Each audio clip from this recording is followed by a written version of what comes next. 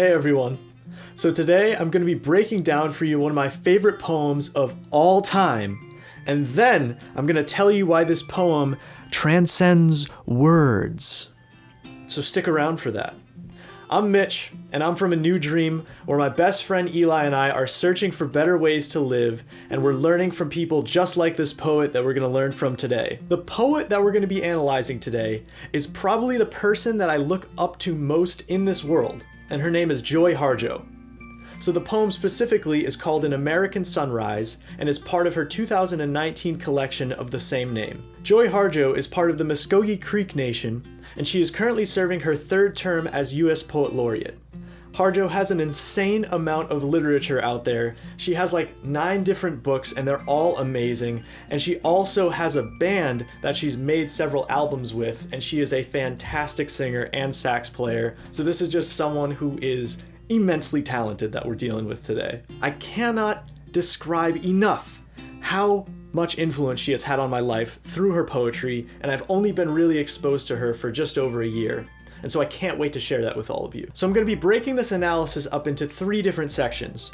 First, we're going to go over the crazy and unique format of this poem, which is just mystifying.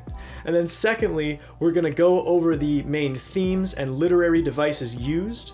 And then third, we're going to go over the reasons in my testimonial about why I think this poem goes beyond what any words on a page could possibly do. Before we get into this in-depth analysis, I'm actually going to encourage you to watch Joy Harjo's reading of this poem, which I've linked in the description. When I was first introduced to Joy Harjo, I actually didn't really connect much with her poetry until I heard her reading this poem, and then all of a sudden Pandora's box was opened and I just fell in love with her. So I'm hoping the same thing happens with you when you watch her reading of this poem, then come back to this video. Now, moving on to the first section of analysis, which is going to be focused on the format of this poem. Harjo has a really interesting way of ending lines with this poem. A lot of the time she's ending the lines with we and breaking it there in her performance where she's taking a breath, or she is ending lines with a capitalized word. So we're going to dive into that and see what that's all about. The format and construction of this poem is called a golden shovel poem and is inspired by the great poet of our past, Gwendolyn Brooks. Using this technique, a poet takes a line or segment.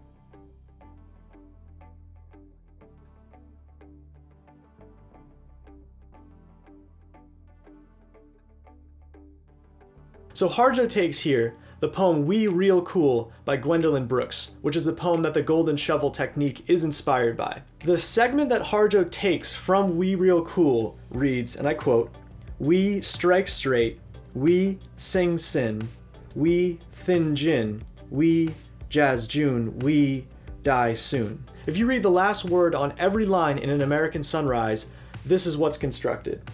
We strike straight, we sing, we sin, we thin, we gin, we jazz June, and we, in her alternate ending, which we'll get into later, die soon. So this really closely mimics the segment that she took from We Real Cool by Gwendolyn Brooks. So now this begs the question, why does Harjo use this format with her poem?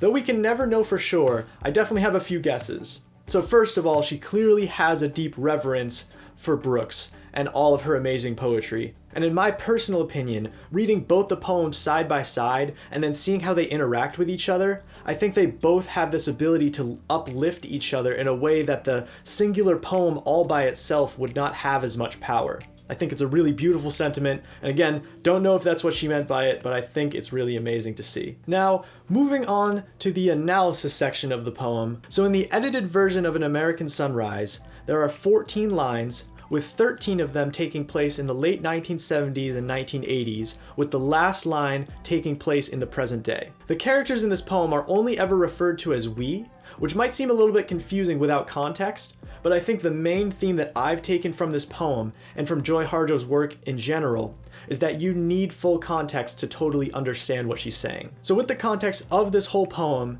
and keeping in mind the book that the poem is a part of, I think it becomes very clear to us that this we represents all native peoples. Though at many times Joy Harjo seems like she's only talking about her friends in this poem that might be native peoples, I think the we is a very unifying statement that brings people together and encompasses much more than people that Joy Harjo just knows personally. Harjo starts this absolute masterpiece of a poem with a line that could be a poem all by itself, and it goes, quote, "We were running out of breath as we ran to meet ourselves." Sit with that for a minute, would you? This line is absolutely insane. Here we have an image of native peoples running to meet themselves with a clever wordplay of the use of running out of breath and also running physically. The next line that she gives us gives a bit of context about where they're running to. She goes, quote, "We were surfacing the edge of our ancestors' fights and ready to strike." I've seen in many interviews Harjo talking about when she started becoming an activist for Native people's rights in her youth, and I think that these first two lines do a really good job of capturing that energy. So after these first two lines, and for the rest of the main portion of the poem, besides that last standalone line, we get a series of mystical images and statements from Harjo that don't make a ton of sense at first without context, but they do fit into three specific themes. So first we have the theme of drinking and bar life, the second theme is religion and Christianity, and the third theme is dancing and music. These three themes and images all paint a very broad stroke narrative that's loosely connected and don't make a ton of sense until you read the last line. Let me hit you with it. She goes, "Hey there, Mitch. What are you..." I just wanted to take a quick second to make a very kind announcement. I hope you're enjoying this wonderful educational content brought to you by my brother Mitch here. But we have something exciting to say, which is we just opened up our Patreon. For those of you who don't know what Patreon is, it's a donation platform where you guys can donate monthly to our channel. And what this would allow us to do is make this type of content full-time and really make our dream come true of doing this as a live-in. So it would mean the world if you head down to the description, check that out. You can see the types of things you get in return. So when you enter a Patreon, you pretty much monthly pledge a certain amount of money and you get bonus content from us in return, and you get to interact with us more personally. So yeah, check it out if you're interested. But anyway, just much love and thank you for being here. Back to the lesson. Yes. These three themes and images all paint a very broad stroke narrative that's loosely connected and don't make a ton of sense until you read the last line. Let me hit you with it. She goes, quote, 40 years later, and we still want justice. We are still America. We. So we enter the present times with this last line, and we learn that the rest of the poem took place 40 years ago. When I was sitting down and analyzing this poem, I was suddenly struck so profoundly with what I think Harjo means with this last line. She is saying, I just gave you this slightly confusing, slightly jumbled, mixed with memory, lines and images and phrases that don't all make perfect sense. But now when you read this last line, you now have a filter and a lens to look through to know what I mean when I'm saying all the things. So now, instead of just taking every line at face value, we can run a filter or a lens through every line and see how it relates to the seeking for justice of all Native peoples and their identification with the place that we call America. And when looking through the poem through this lens, it becomes so clear how powerful all of these images are. And I wish I had the time to go through all of them, but I just don't. If you want me to go line by line through this, let me know in the comments. And though I can't go through every line specifically, I will go through the three themes that we were just talking about that show up in this poem, and then view them through the lens of this last line. The religion and Christianity lines go, quote, sin was invented by the Christians, as was the devil, we sang. We were the heathens, but needed to be saved from them. Thin chance. This theme, given the context of the last line of the poem, makes me personally think about the boarding schools for natives. So the boarding schools for natives were set up so that native peoples would be erased from their language and their culture and be infused into the general culture and the religions that went along with that, one of them being Christianity. This talk of religion also makes me think of the concept of manifest destiny, which was developed in colonial times and is an idea that goes something like people following a certain religion have a God-given right to take land that isn't theirs, which ended up justifying a lot of the taking of native people's lands throughout the Americas. The drinking and bar themes become a sort of escape from all of those horrors that native people are facing. Harjo states, quote, "It was difficult to lose days in the Indian bar if you were straight. Easy if you played pool and drank to remember to forget. Drinking here seems like a way of escaping, a way to forget." And finally, the third theme that we went over, which was dancing and music, when viewed through the last line of the poem, it becomes clear that this is a sense of joy and freedom in the face of oppression. Harjo states, quote, "And some of us could sing.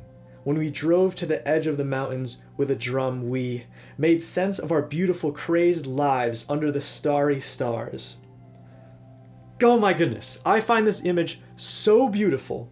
And it is clear here that we are looking at a place of clarity again in the face of oppression. The music and dancing here help these people reconnect with the night sky, with nature, with everything that created them, and develops this romantic frame of mind for me in those moments that I can connect with as well, where everything in the face of all the stuff that goes on in our world is okay in that moment. There's also an alternate ending to this poem that I just found out about that definitely gives a much different feel for the poem as a whole. So in the edited version, as we see, the poem ends with the word "we." And so this ending definitely gives us all feelings of unity, all feelings of coming together. However, in the unedited version, Harjo states, quote, 40 years later, and we still want justice. We are still America. We know the rumors of our demise. We spit them out.